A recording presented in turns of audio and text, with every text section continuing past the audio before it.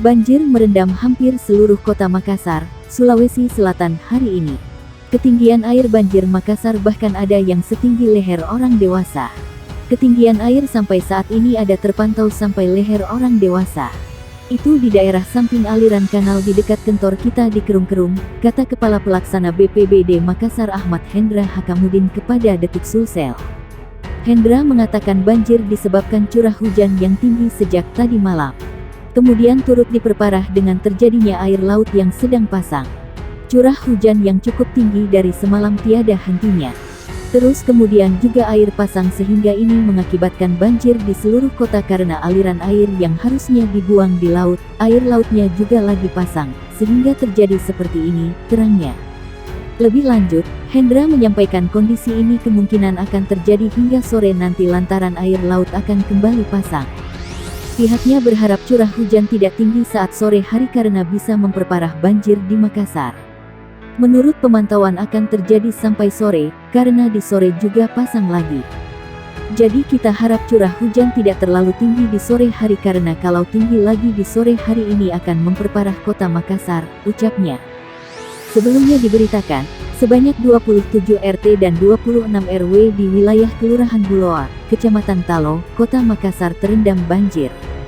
Hal ini imbas hujan lebat yang mengguyur kota Makassar sejak pagi.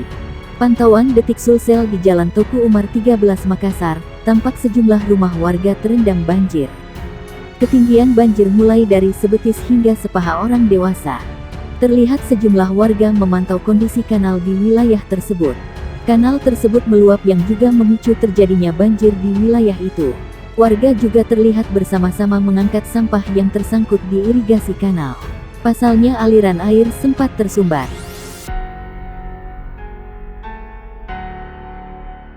Akibat banjir bandang di Sumedang, Jawa Barat, tim SAR gabungan menemukan 2 orang korban terbawa arus.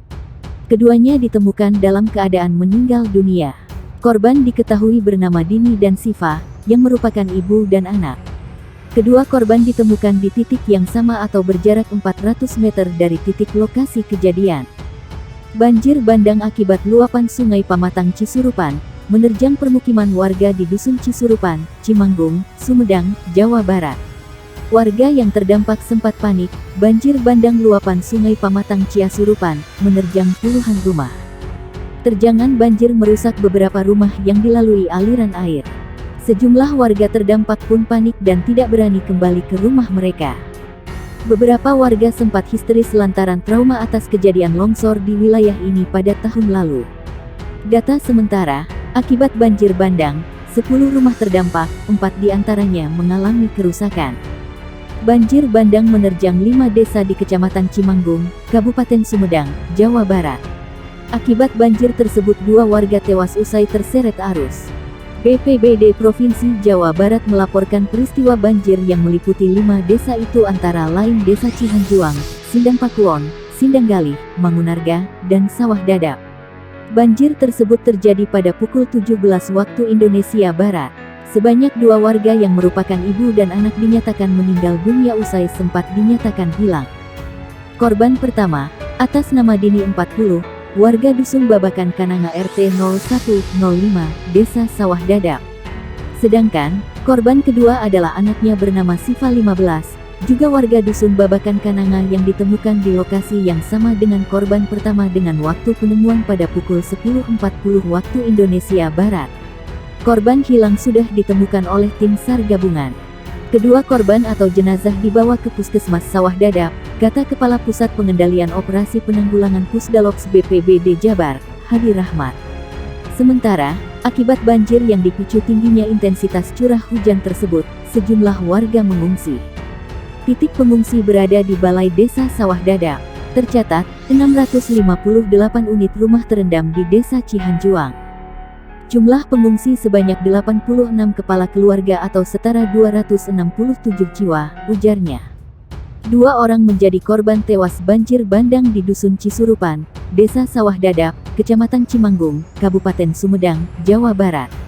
Sekretaris Daerah Sekda Kabupaten Sumedang, Herman Suryatman, mengatakan dampak yang terparah dirasakan oleh warga 1 RW saja, yakni yang berada di Dusun Cisurupan.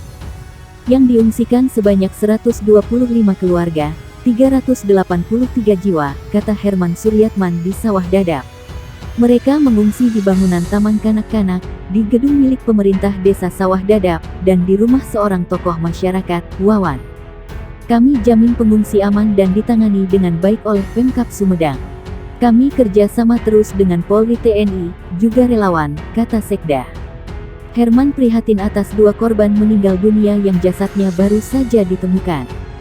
Keduanya adalah ibu dan anak, Dini 40 dan Siva 15, yang terseret banjir bandang.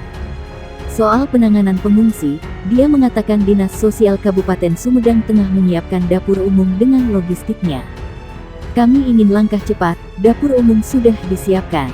Kami suplai 500 nasi bungkus yang bisa dikonsumsi 3 kali sehari, katanya. Bukan hanya itu, komitmen Pemkab Sumedang juga menangani semua kejadian bencana. Terutama di Cimanggung, baik di Cimuncang Sawah Dadap, di mana masyarakat kehilangan sumber air karena mata air tertimbun longsor, dan bencana lainnya. Kebutuhan lain kami backup juga, katanya. Seorang warga Cisurupan, Desa Sawah Dadap, Kecamatan Cimanggung, Kabupaten Sumedang, Jawa Barat menjadi korban banjir bandang pada petang. Warga bernama Ai Juaningsi 40 itu tak sempat menyelamatkan diri ketika banjir menerjang pemukiman di wilayahnya. Sebab, dalam kondisi sakit, Ai terjebak banjir yang disertai dengan lumpur selama 2 jam di halaman rumah. Proses evakuasi Ketua RT 03 Cisurupan, Ayub mengatakan, saat itu Ai sendirian karena suaminya tidak sedang berada di rumah. Di rumahnya dia hanya sendiri, suaminya sedang keluar. Suaminya datang langsung mencari Ai, ditemukan sedang terjebak lumpur tak bisa bergerak, kata dia dikutip dari Tribun Jabar. Dia menjelaskan bahwa Ai terjebak banjir bandang yang datang kedua kali yakni sekitar pukul 18 waktu Indonesia Barat. Sebab, saat banjir yang pertama menerjang pada pukul 17.10 waktu Indonesia Barat, dampaknya belum begitu besar.